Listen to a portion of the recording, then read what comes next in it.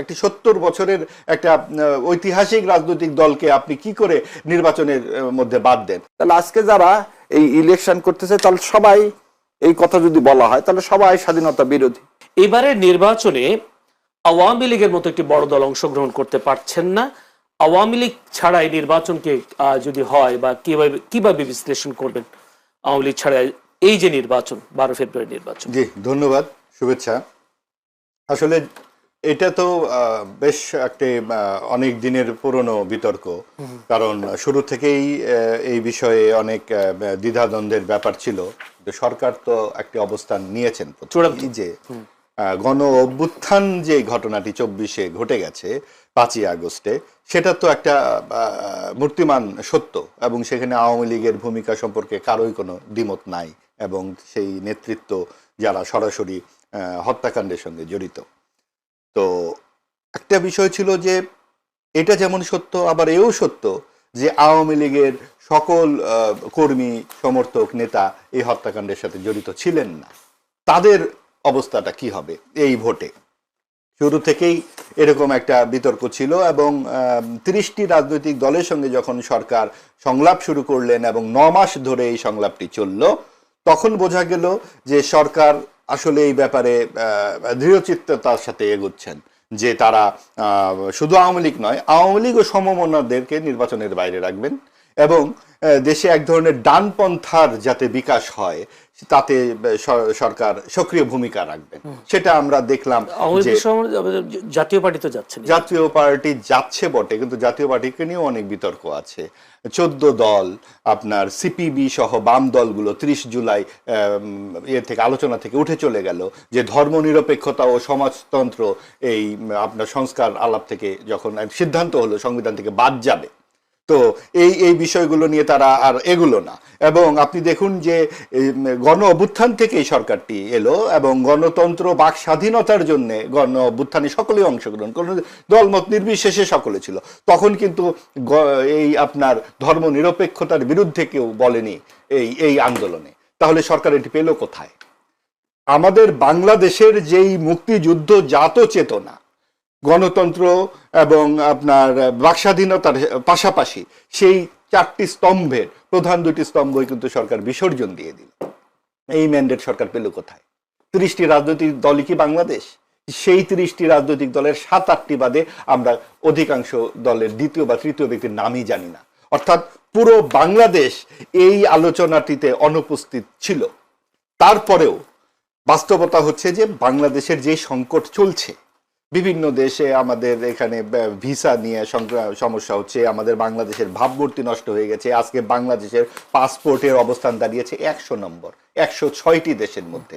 এই যে তলানিতে পড়ে যাচ্ছে বাংলাদেশের ভাবমূর্তি, এই জায়গা থেকে উদ্ধারের একটি পথ, একটি সুষ্ঠু, অবাধ, অন্তর্ভুক্তিমূলক নির্বাচন, এবং এই নির্বাচনের মাধ্যমে এটাই গণতন্ত্রের প্রথম ধাপ, এবং সেখানে আমরা 12ই ফেব্রুয়ারিতে আশা করে পৌঁছে যাচ্ছি। সব কিছুর পরেও এটা তো আর এমন ঘটনা নয় যে এটাই সর্বশেষ নির্বাচন। যদিও প্রশ্ন হচ্ছে আওয়ামী লীগ কি অপ্রাসঙ্গিক হয়ে যাচ্ছে, বা অপ্রাসঙ্গিক হওয়ার মতো এমন সিচুয়েশন তৈরি হয়েছে কিনা? তাহলে তো আপনি এই প্রশ্নই করতেন না। কতখানি প্রাসঙ্গিক হলে আলোচনার শুরুতেই এই প্রশ্নটা করলেন। তার মানে বারবার যখন আওয়ামী লীগের কথা বলা হচ্ছে, বারবার যখন বলা হচ্ছে এটা অপ্রাসঙ্গিক কিনা, তার মানে তো প্রাসঙ্গিক। যদি আওয়ামী লীগ অপ্রাসঙ্গিক থাকতো তাহলে তো এই আলোচনারই প্রয়োজন পড়তো না। সব কিছুর মধ্যে কেন শুরুতেই আওয়ামী লীগের কথা আসতেছে? কাজেই আওয়ামী লীগ যেমন অপরাধ করেছে এটাও সত্য, আবার আওয়ামী লীগ মুক্তিযুদ্ধের নেতৃত্ব দানকারী একটি 70 বছরের একটা ঐতিহাসিক রাজনৈতিক দলকে আপনি কি করে নির্বাচনের মধ্যে বাদ দেন? তাহলে তো জামাতে ইসলামীর ভূমিকাটি এখানে আলোচনায় আসতে হবে, যে 71 সালে তাদের ভূমিকা ছিল কি ছিল। তাকে যদি আপনি নিতে পারেন তাহলে আওয়ামী লীগকে কেন অন্তর্ভুক্ত করতে পারলেন না? এবং সেই জায়গাতে আমাদের সকল দল যদি থাকতে পারতো, তাহলে যেটা আমাদের 91-তে, 96-তে, 2001-এ যে 3টি নির্বাচন আমরা দেখেছিলাম সকল দলের অংশগ্রহণে, সেটি যখন অনুপস্থিত থাকছে। আরেকটি কথা হচ্ছে, আওয়ামী লীগ যখন ছলে বলে কৌশলে নির্বাচনগুলো 3বার, তখন আওয়ামী ও সমমনারা নির্বাচন করেছিল। তখন বলা হতো বিএনপি জামাত সব কুকাণ্ডের হোতা, এরা আগুন সন্ত্রাসী, এদেরকে নির্বাচনে আসতে দেওয়া হবে না। বেগম খালেদা জিয়াকে 8 বছরের জন্য জেলে দিয়ে দেওয়া হলো এতিমের মামলার জন্য, একটা ছোট্ট একটা মামলাতে তাকে নির্বাচন অযোগ্য ঘোষণা হলো। ঠিক একইভাবে এবারও কিন্তু বিএনপিও সমমনায় নির্বাচন করছে। আজকে যদি আওয়ামী লীগ এই মাঠে থাকতো তাহলে বিএনপি ও জামাত কি আজকে এরকম মুখোমুখি থাকতো? তখন কিন্তু বিএনপি জামাত একদিকে থাকতো। অর্থাৎ এই যে ডানপন্থার যে সম্প্রসারণ আমরা দেখতে পাচ্ছি, সেই ক্ষেত্রে বিএনপি কিন্তু এখন একটু উদার পন্থী রাজনৈতিক দল হিসেবে আবির্ভূত হয়েছে। কাজেই এই সমীকরণগুলো কি দাঁড়ায় এই 12 তারিখে সেটা বোঝা যাবে। আওয়ামী লীগ অবশ্যই প্রাসঙ্গিক। ধন্যবাদ আপনাকে ব্যারিস্টার শাহরিয়ার। প্রশ্ন একটাই, যদি বলি মহাবাজ ভাই একটুখানি বলছিলেন জামায়াত যদি নির্বাচনে অংশগ্রহণ করতে পারে মুক্তিযুদ্ধ বিরোধী দল হিসেবে, আওয়ামী লীগ কেন অংশগ্রহণ করতে পারবে না নির্বাচন, তার একটা প্রশ্ন, আপনি কি বলবেন আসলে? ধন্যবাদ আপনাকে। আপনার মাধ্যমে আপনার টিভি সমস্ত দর্শকদেরকে সালাম ও শুভেচ্ছা, এবং আপনাদের কাছে আসসালামু আলাইকুম রহমতুল্লাহ বারাকাতুহু। প্রথমে মাহবুব ভাই, উনি তো সাংবাদিক মানুষ, অনেক পড়ালেখা, আমি তো কি বলবো নগণ্য সেই তুলনায়। এনিওয়ে, প্রথমে একটা জিনিস দেখায় দিই যে আমাদের পাসপোর্ট হচ্ছে 92 গ্লোবালি, এবং কতগুলোর মধ্যে 192-র মধ্যে। সো এবং এটা 2025 সালে ছিল 100, সো 8টা থেকে উপরে আসছে। এর আগে ছিল 210, তো এগিয়ে এসছে, আর্ধাপ আমরা ইমপ্রুভ করছি। সো 110 থেকে 1.5 বছরের মাথায় তাহলে 18 ধাপ উপরে এসছে। সো এটা এই যে আমি দেখাই দিলাম, সেজন্য আমি দেখাই দিলাম যে পাসপোর্ট অফ বাংলাদেশ, এটা এই আপনি গুগল যে কেউ করলেই দেখতে পাবে। এনিওয়ে, সো পাসপোর্টের মান কমে গেছে, তা না উল্টা বেড়ে গেছে, 18 ধাপ উপরে উঠছে, এবং আমরা এখন 45টা দেশে বিনা ভিসায় যেতে পারবো। এবার আসেন, দেশের 2-4টা নাম বলবেন? আমার ওইটা প্রাসঙ্গিকটা আপনি বলছেন যে 100, সেটা আমি বলে দিলাম, যে কারেকশন করে দিলাম আপনার সাথে। আমার এই যে আমি সেজন্য এটা দেখাই দিলাম, আপনার কাছে যদি 100 টাকা ওটা আমাদের যাওয়া যাবে। আমাদের বুরুন্ডি কোথায় গেলাম না গেলাম, দ্যাটস ইমম্যাটেরিয়াল। ম্যাটেরিয়ালটা হচ্ছে আপনার পাসপোর্টের ধাপটা উপরে উঠছে কিনা।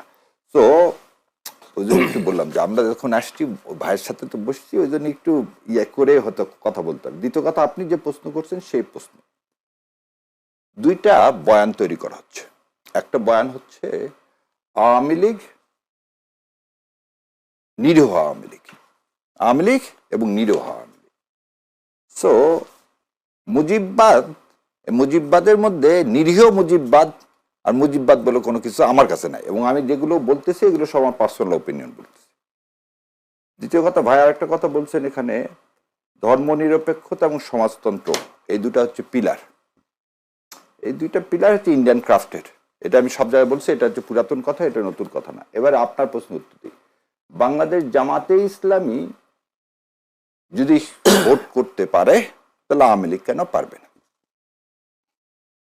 তো জামাতে ইসলামের বিরুদ্ধে, তার আর একটা জিনিস বলে দিতে, আর তার আগে আর একটা উত্তর দিয়ে দিই। ভাই বলছিলেন যে আওয়ামী লীগ ও সমমনা, আওয়ামী লীগ ও সমমনা, জাতীয় পার্টি 248টা সিটে কন্টেস্ট করতেছে, এবং জাতীয় পার্টি না বললেন 14 দলের কথা। আনাসের মঞ্জুর সাহেব, আনিসুল হক মাহমুদরা এনডিএফ বলে ন্যাশনাল ডেমোক্রেটিক ফ্রন্ট করছে। সো সেখানেও তারা কিন্তু করতে পারছে।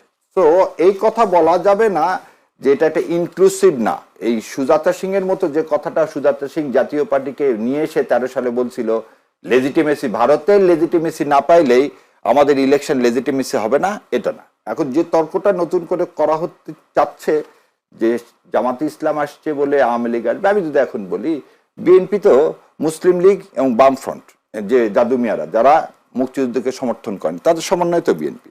তাহলে আজকে যারা এই ইলেকশন করতেছে, তাহলে সবাই এই কথা যদি বলা হয় তাহলে সবাই স্বাধীনতা বিরোধী। আর যেটা ভাই বললেন যে আওয়ামী লীগ স্বাধীনতা নেতৃত্ব দান করছে, আমার কাছে এখানে যে বাংলাদেশের সমস্ত মানুষ নেতৃত্ব দান করছে স্বতঃস্ফূর্তভাবে, যেভাবে 24-এর এই দ্বিতীয় স্বাধীনতায় আপামর জনসাধারণ ছোট্ট বাচ্চা থেকে বৃদ্ধ পর্যন্ত অংশগ্রহণ করছে, খালি ফ্যাসিস্টকে সরানোর জন্য না, ভারতীয় আধিপত্যবাদের বিরুদ্ধে। এবং আমাদের সেই 71 সালের মুক্তিযুদ্ধটাও ছিল পাকিস্তানের হাত থেকে নিজেদেরকে রক্ষা করা এবং ভারতীয় আধিপত্যবাদের মধ্যে পড়ে না যাওয়া।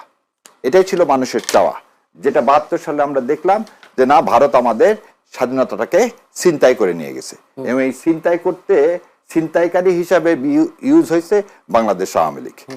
সো এই যে ছিনতাইকারী 2বার আমার দেশের স্বাধীনতাকে, সার্বভৌমত্বকে ভুলণ্ঠিত করছে, তার সাথে জামাত ইসলামের তুলনা করা কোনোভাবে প্রাসঙ্গিক না।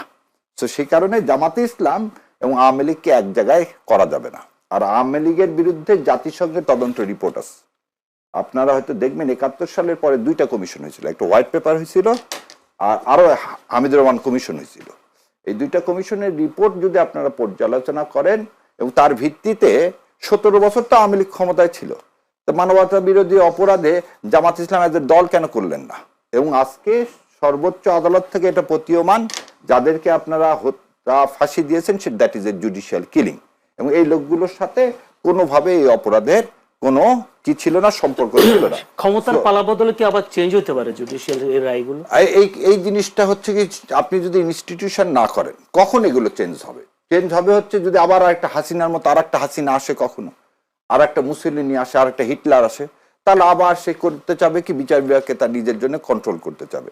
আর যদি সেটা না করতে চাওয়া হয়, ভাই আমাদের সবার একটা স্বপ্ন হচ্ছে একটা বাংলাদেশ, যে বাংলাদেশটা দাঁড়িয়ে থাকবে আত্মমর্যাদার সাথে, যে বাংলাদেশের ক্রিকেটরা খেলতে পারবে সারা পৃথিবীর সাথে, যে ক্রিকেট খেলার জন্য কোনো দেশের উপর আমাকে কি করতে হবে না, আমার উপরে তাকে তোষামত করতে হবে না। এবং আজকের যে বাংলাদেশ, খেললাম না তোমার T20, কিন্তু তারপর আমি তোমার আধিপত্যবাদ মেনে নিব না।